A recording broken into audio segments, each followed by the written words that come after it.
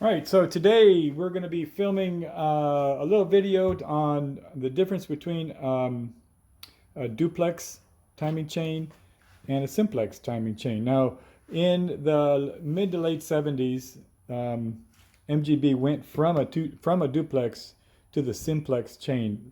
There's a lot of different reasons for that. First off, the cost of manufacturing. There's a lot of history about the cost of manufacturing during that period, and that they tried to make a lot more money. And another reason why was this chain is used on a couple of other vehicles. I don't know the names of those vehicles. I'll look them up and put them in the description if you have any information on that. But there is some evidence that it was one of those cost-saving things where they can use this chain on a couple of other different engines. The other reason was when they put the smog on the 71 forward, the engines became a little asthmatic. Let's say they didn't have the airflow that they had with the older ones, because there was no restrictions and whatnot. And so with this chain and sprocket combination, they decided to retard the timing, the valve timing, by 4%. This is what 4% looks like. I don't know if you can see the difference right in here, but I've gone ahead and I've measured that, and I've confirmed that there is actually a difference.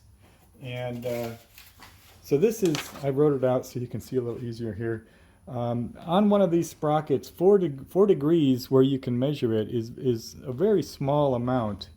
Over the length of the sprocket, it looks a little different. But all that really does, from a matter of the performance of the engine, is it changes the power curve from the low end to the high end. When you go back to the duplex, that 4 degrees in the other direction gives you a power curve at the higher end of the RPMs. And so let me just show you real quick how I'm able to confirm that. It's not a rumor, it's actually true, and it's verifiable. So if you take an old sprocket and you put it on to one of the duplex chains, see, if I just engage one side of this chain, and then I can drop this old sprocket so that it engages the same teeth and lines up with the keyway. All right, so here you can see, if I run that down in there, you can see that there's a noticeable difference in here. If you run the caliper down, you can feel it touch right in here. So if I run the calipers in there, you can feel the difference. Whoops, sorry. And so that confirms that there is a difference in the valve timing between the simplex and the duplex. And if you turn it the other direction, you can see that it's not just a thickness in the keyway, it's the same distance on this side as well. So it does translate, and it's measurable. I don't have the proper tools to measure it, but by tracing it out and putting it on a rudimentary protractor like this, you can see that I did measure 4 degrees difference, and it's there. So that confirms the rumor, if you will, about the simplex having a different valve timing. So moving forward from there, why would you want to replace your timing chain? How do you determine if you have a bad timing chain? Well, when we tore the engine down, there was a lot of issues basically if your chain seems like it needs Viagra, if it's not rigid and if it's floppy, you can see there's a lot of play in this. If you can take the chain and fold it over onto itself like this, that's a good sign that you have a lot of slop in your timing chain. Additionally, when you're looking at the gears, see this side of the gear is not that bad, but on this side you can see there's a lot of shine. See if I can get that in the light right. There's a lot of shine on here. So there's side-to-side slop on this chain would have probably been noticeable as well. On the actual, this is the sprocket that gets connected to the drive shaft. You can see a lot of shine on this. It's not that bad on this side. Again, it's just the one side. But when you add all that up over the time and you look at, it's not just the valves that are being controlled by the timing chain, but also the cam, which is driven by this, also runs the oil pump and the distributor gear. And so anytime that you have a distributor that transmutes any kind of a change, you can see how just a little tiny bit of change in the slop of that gear would change your ignition timing as well as your valve timing. So if you're experiencing a difficulty getting reliable timing on your distributor, one of the things that you should look at, aside from vacuum leaks and whatnot, but one of the things that you should look at is just take the distributor itself at the rotor and try to turn it. And if there's some slop in there, well, then you know that your timing chain has become worn. It's really not that difficult to change. Just pull the front pulleys off and get to the timing cover, and you'll be able to pull these off straight away. They don't really come off that hard. It's an easy thing to change. The decision that you have to make is whether to go with the simplex chain or the duplex chain. You can see on this one, this was a 77. The idler, this is the tensioner, I'm sorry. The tensioner on the 77, although you can see this one is badly worn, you can see grooves in it. But what you'll notice on here is that it's a duplex tensioner on a simplex chain. There was a period of time where they stopped making the simplex tensioners, so a lot of the 74 forward had the duplex tensioner. They only made one. There you can't buy a simplex. And the thing is that if you have to buy a new tensioner and you decide to go with the simplex chain, which is available, you can only go with the duplex tensioner. So that's the only one that you can purchase. You can see this tensioner is worn. Even if it was tight, the tensioner would have had a groove that it would have been fighting with, so you probably would have had to replace this tensioner. So in that, I'm replacing the tensioner and I'm replacing the chain. I'm going to go ahead and change the sprockets and go with the duplex. Now, another thing that you can look at that would make you give you an opportunity to decide whether to go with simplex or duplex is the carburation. If you have the old standard Stromberg or the smaller carburetors that came stock with the 74 and above, you're probably going to have some problems with getting enough airflow anyway. In this case, I'm going with a Weber. I have a Weber DCOE carburetor, so I have the ability to move a little bit more air through there. And I also have a fast road cam. So those two things kind of help me to decide, yeah, you know what, maybe some higher end power would be a better idea. It's not exactly a racing car, but the idea is, those are just some things that would help you make that decision. So let's get some detail on some of the things that are interchangeable and some of the things that have changed from one version to the next. All right, so What you're looking at here is a kit provided by Abington Spares that is for the 18G and 18K engine. It is interchangeable with the V, but the V had come with simplex sprockets. So in order to get this kit to work, you have to also buy the duplex sprockets. But this kit right here, this went with the 18G and the 18K engine. And at Abington Spares, this is only $20. And with that $20, you get a tensioner, this little washer here, which is you bend over the tabs to secure the nut on the cam when you put the large sprocket on. So you get a new one. So that you can bend that over. You also get a seal for the timing chain cover and the chain. So $20 gets you all these items. It's a really great deal.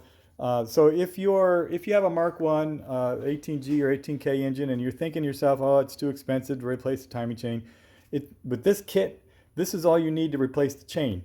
You've already got the sprockets, which don't wear that much. But the chain is the thing that would probably be changed along with the tensioner. So instead of just buying the tensioner or just buying the chain, you get this kit, and part of that kit also includes the seal. So this is a really great deal. If you have an 18V engine, like I said, you'll also need to purchase the duplex sprockets to go with it. I'll put those in the part numbers in the description as well. So that if you're making that transition from the simplex to the duplex, this kit will make it a lot easier for you. If you try to source these parts individually, you'll find that the tensioner itself, which they only make one now, the tensioner, if you buy that and you try to source it for an 18V, it's like 45 bucks. Each one of these parts individually start to add up, but this kit makes it a whole lot more cost effective. So look it up on Abington Spares. I'll put the part number in the description. So what's different with this tensioner? So the original tensioner on this car, you see there's not a little nut at the back here, a little bolt, and the way they work the same. The way that these work is there's a little spring that goes in here. Here, let me put this together for you.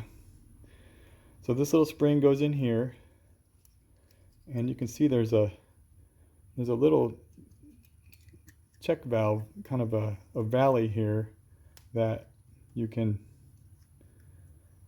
set it in place, and it will, see if you can see there's a little valley with a little notch right there. And if you load this,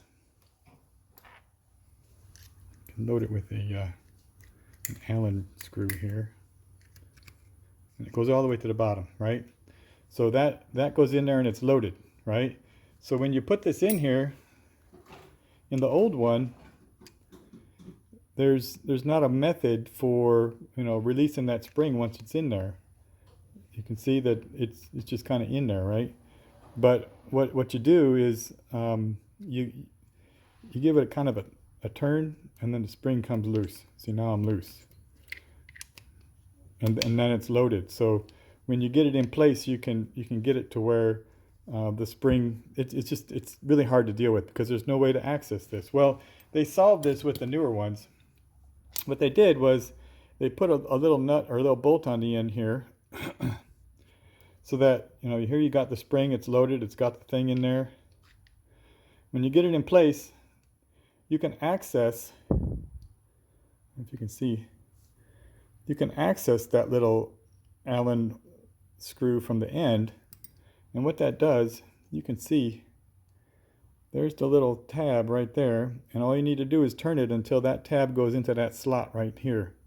Once that's there, the spring's loaded and it goes out. So the advantage to that is that you can put this thing in and you can install it.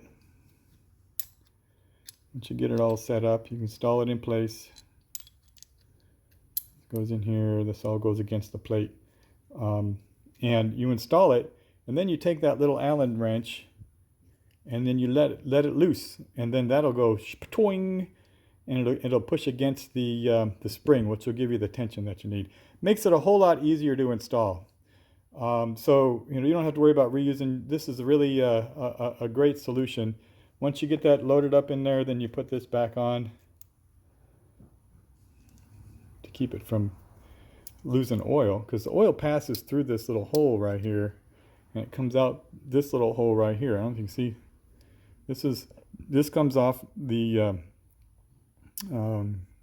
engine block, and provides oil through this little hole in the oiler right here. So that will oil the chain as it goes around, but you don't want this hole to lose the oil. So they have this little screw that you can put back on, and then you pull the thing over and it's not going to move off and it won't be a problem. So those are the new tensioners and how that apparatus works.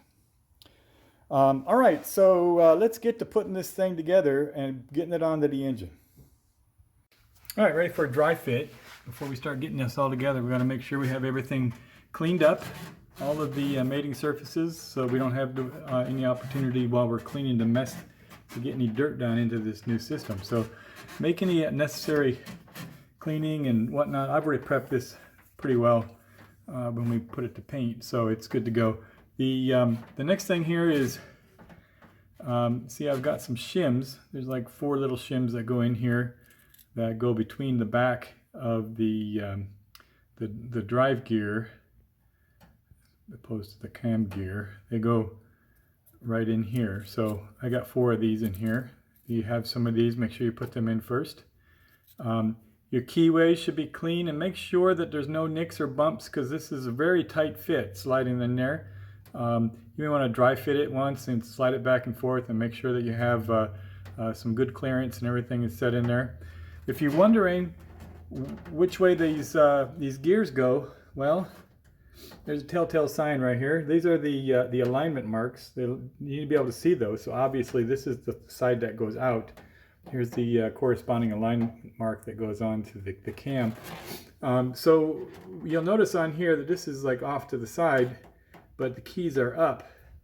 Well, the first step that you have to do in order to get this all aligned is put your cylinder 1 at top dead center.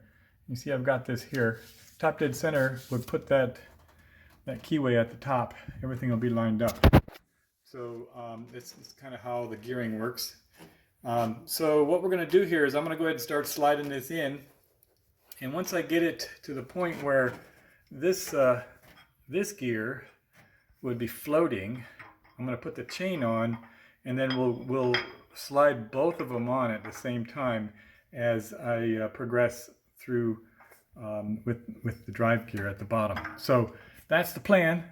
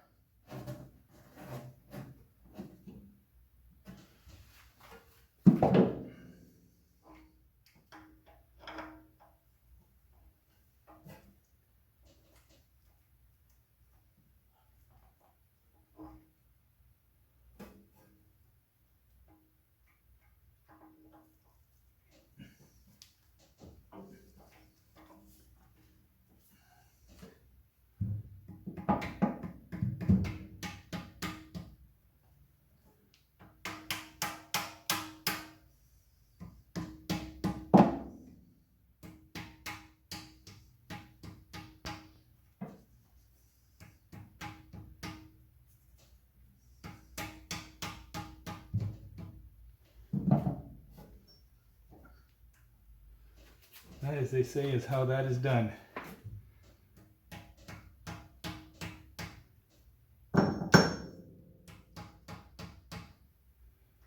Nicely done.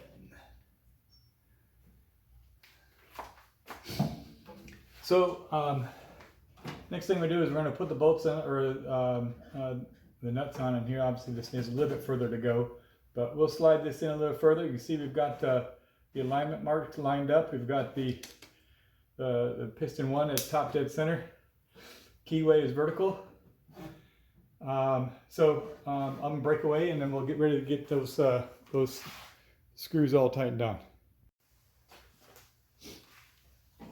All right, so this camshaft nut right here, it needs to be torqued between 60 and 70 pounds, foot-pounds.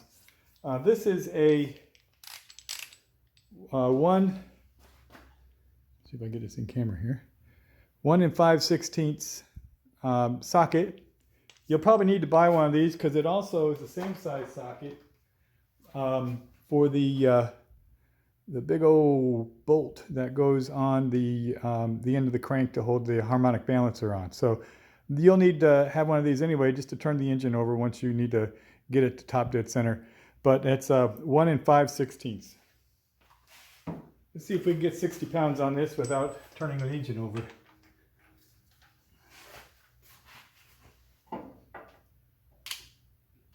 Nope, that's going to turn the engine over. All right, I'm going to put a brake in there between the teeth just to make sure that we can get it to stop.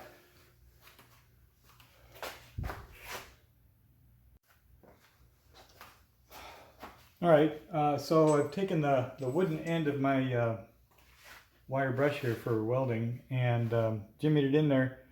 The idea behind that is I don't want to put anything in there that would be destructive. I don't want to put a screwdriver in there because I don't want to bend anything or damage anything, or this will sacrifice itself if it needs to get to that. We're only getting to 60 pounds, so this shouldn't be a big deal. And this should do it. Let's get to 60. Come on, you can do it. There we go. Yeah, perfect.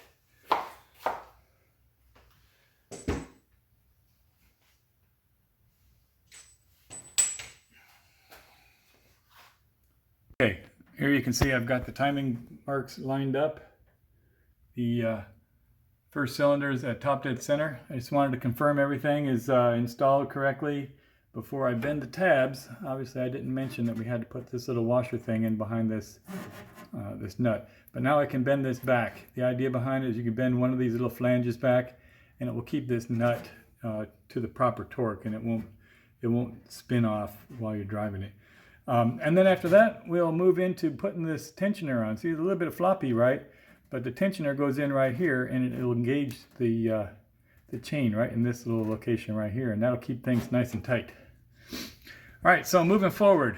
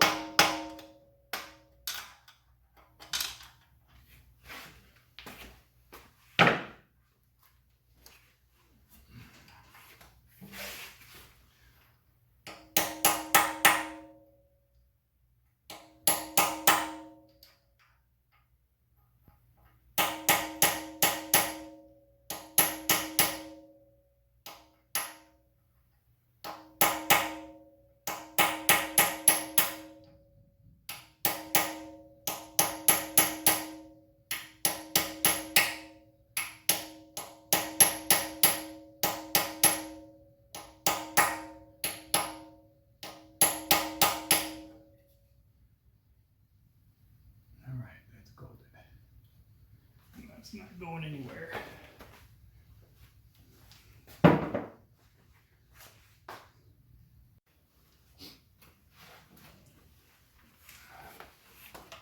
All right, so this tensioner goes in right here. This little plate that's in the back kind of slides back behind in there.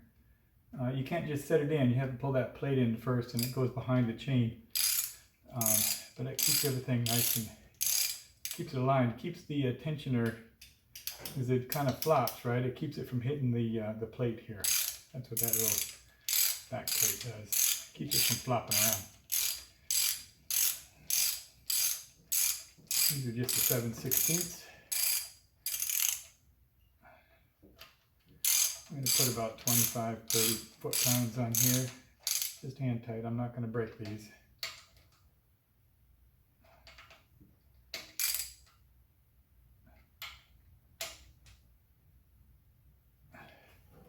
And these have a little tab holder as well. So once we get these in place, we're going to bend these tabs over, and that'll keep them from backing off. I'm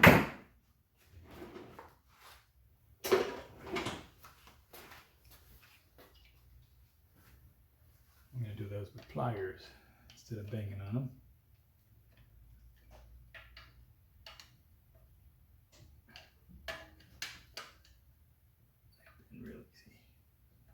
Here we go. So those will keep those from coming out. Channel locks, great pliers. They give it a lot of torque. Okay, so next thing we're gonna do, we're gonna pull this little bolt off, and we're gonna engage the spring, because right now it's free floating. We want it to be spring loaded against there to keep tension on this chain.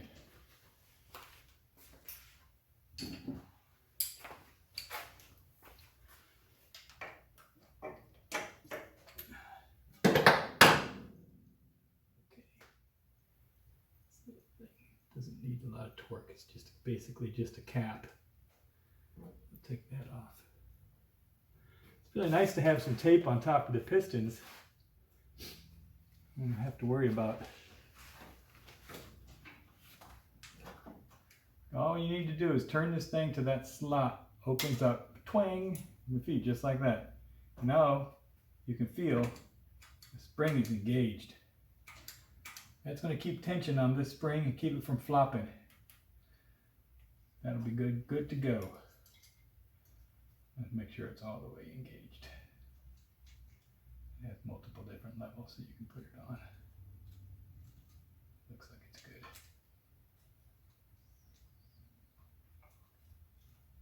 Okay. I'm happy with that. All right, let's put this little cap back on so we can keep the oil going where it's supposed to go.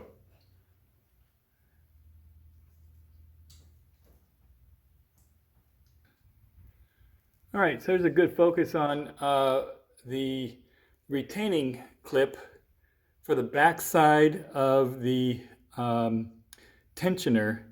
There's a little tab, and I just wanted to get a good close-up there so you can see the small tab grabs the nut or the bolt, and the larger tab goes around the corner there to give it something to hold on to. So that's how that is done. All right, so here I am going to prep out the timing chain cover. See, I've already painted it nice. That's just aesthetics.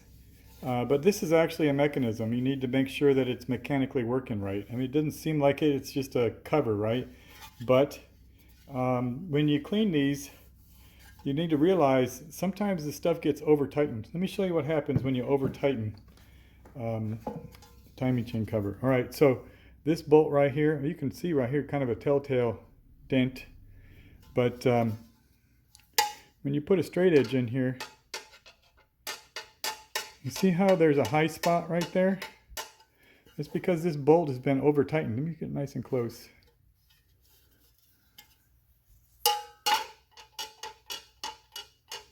It's been over tightened, and what that did is it squashed the metal. Now, if I just put this on and tightened it, I'd get a leak here all the time, because there's an area that would be tighter, and then this area in between would be looser, right? We need to have all of this flat in any of these places. There's a couple. This one's pretty high. This one's the worst. I think if this one over here is pretty high. You can see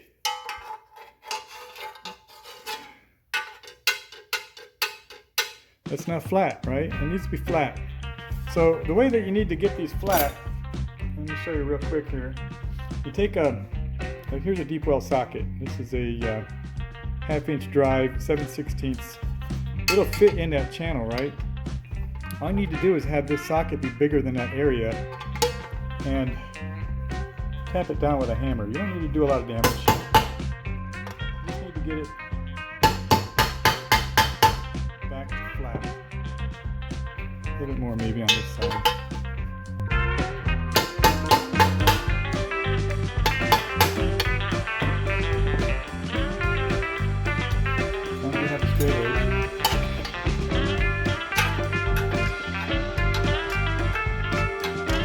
Got a ways to go on this one. But you can see all that's the object here is we just want to flatten these out. If you were just to set it on the bench like this, you'd end up bending this tab, and you don't want to do that. You just want to bend from here to there. So a little deep well socket will get you there.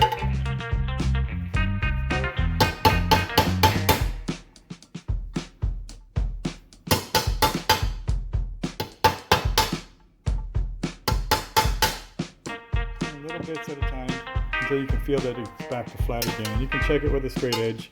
Oh yeah, we're getting much closer.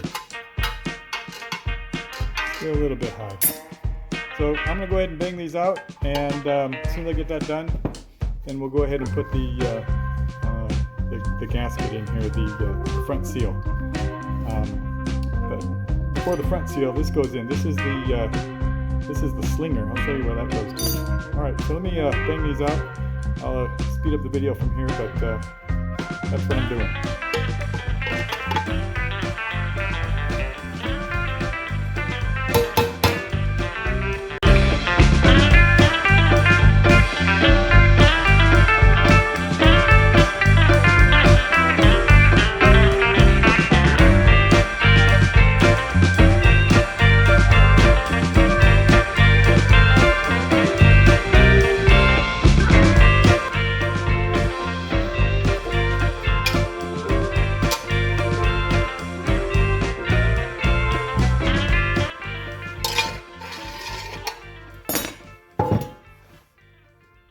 Alright, so let's put the seal in here. So anytime you're putting a seal in here, you have to look and figure out what's going to go on the inside versus the outside, right? Typically, when you put these seals in, the spring always goes down because it's going to go in and it's going to go up against something. And that's exactly what happens in this case. This outer seal right here is going to be sealed against the front edge of that drive gear. So all you need to do is get this thing nice and straight, put it in there so it's kind of touching around the edges, and you just want to make sure you don't deform it. Then you get a nice flat piece of wood.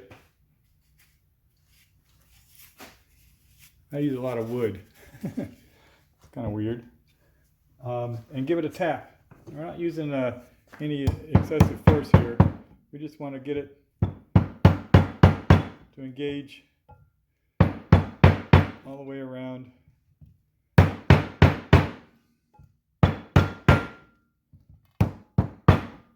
All right, just like that.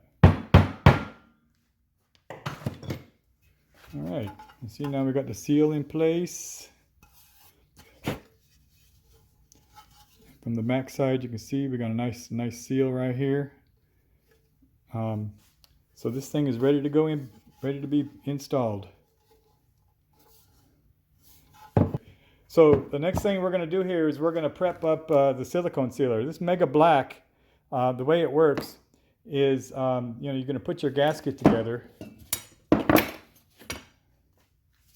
Gasket will go on like this, and we're going to install it. We're going to put the Mega Black on both sides of the gasket. And we're going to install it, but not tighten it down all the way, because this stuff, it needs to semi-cure, so firm up a little bit before you tighten it down. And the reason why is it's goo. If you tighten it down, then the goo will slip out, and it won't even be there anymore. All you have is the gasket. There'll be no advantage to having it in there.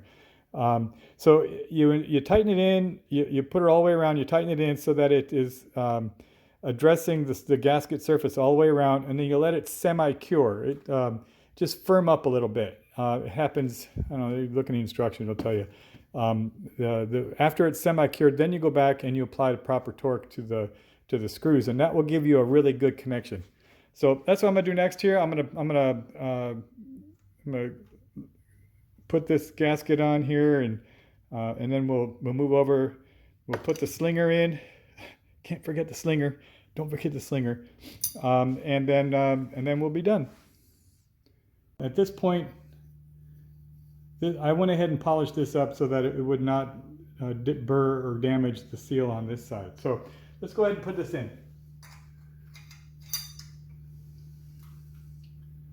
All right, get a couple of bolts ready.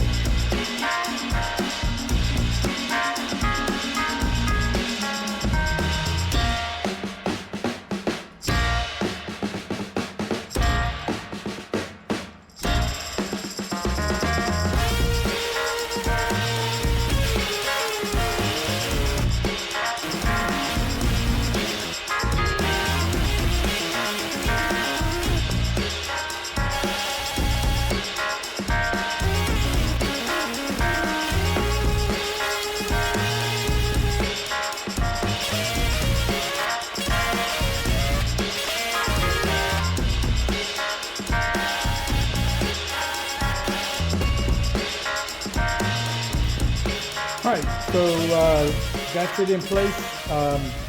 The idea here is I'm not tightening it completely. We just need to get that Mega Black. Need to get the Mega Black to semi-cure, and once it's semi-cured, I'll come back and tighten those up again. But everything's in place. I'm going to go ahead and clean up any excess that's squished out, but we'll pick it up from here. The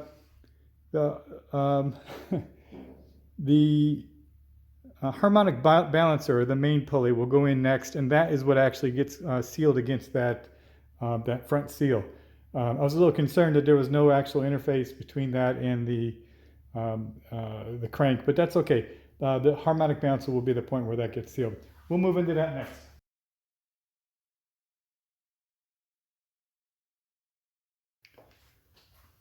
Okay, so we got these bolts. They're lightly tightened, and the ultra black, Mega Black, whatever the silicone sealer, is now semi-cured. So I'm gonna go ahead and go through and tighten up all these bolts to their proper torque. And with any luck, we will have a nice tight seal. Now, they do have a couple of kits to help to increase the surface area. There's one where you can buy a bracket that fits along the whole bottom down here. So when you bolt it down, you basically are applying even force all the way along. Also, there are some oblong washers that you can put in place that will also increase the surface area. And it's certainly something that you have a choice to use, either one of those selections. I just choose to use the chemical solution. This Mega Black silicone, if you use it right, will give you a really good seal, and you don't have to worry about any leakage.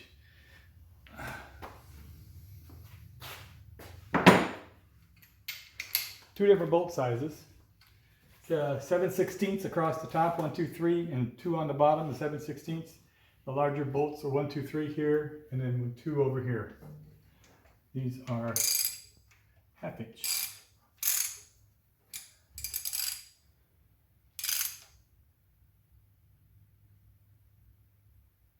I'm not tightening these very tight. Again, you don't want to deform the metal. All you want is a nice tight seal. Let the gasket sealer do its work.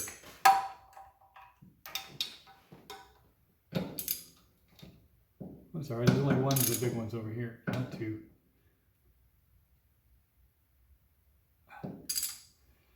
All right, so the last part of this little chore is to install the harmonic balancer. Now the harmonic balancer has a bearing surface. I don't know if you can see right here, there's a bearing surface. This is what engages that, that front seal. I was concerned that it was not going to connect with any of the sprockets, but it turns out it's this bearing surface right here where that front seal connects. This harmonic balancer has it's connected with this big old honking bolt. Again, this is a 1 5/16 bolt. It has a washer on it that you can see it's bent over a few times. This is one of those washers that once you get it up to torque, you bend one side over and it will keep it from losing its torque. So that's the last step here. We're going to go ahead and put that in. Before I get started,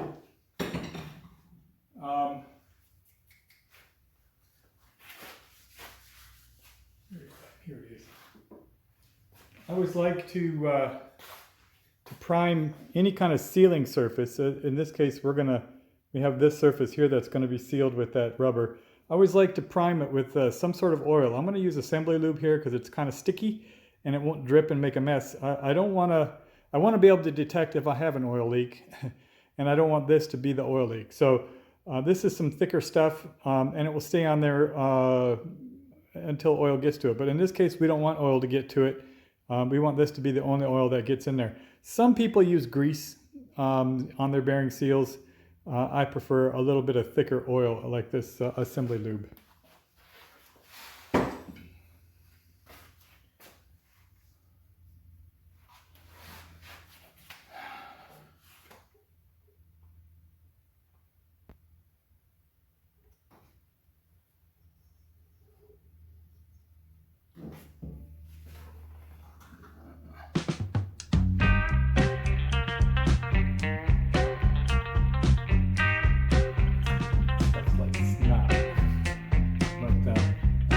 Get a good lubrication on that rubber seal, that new seal that we just put in there.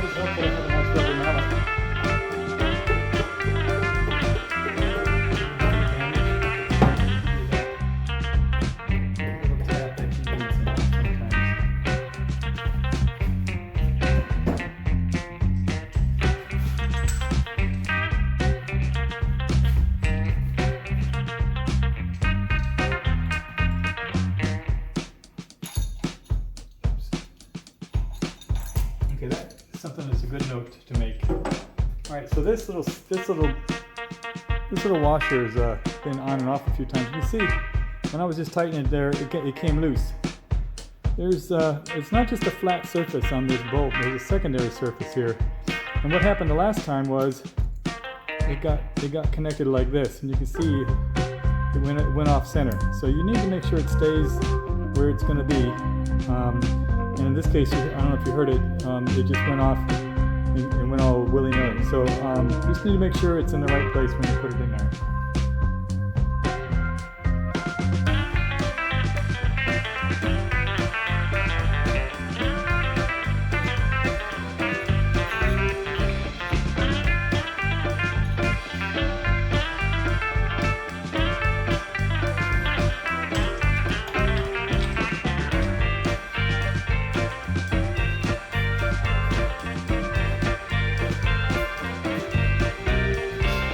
I got the torque wrench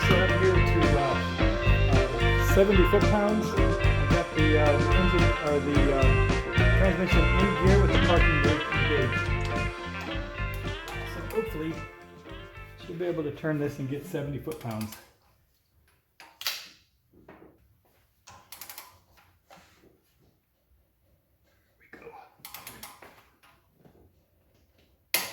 Here, okay, 70 foot-pounds.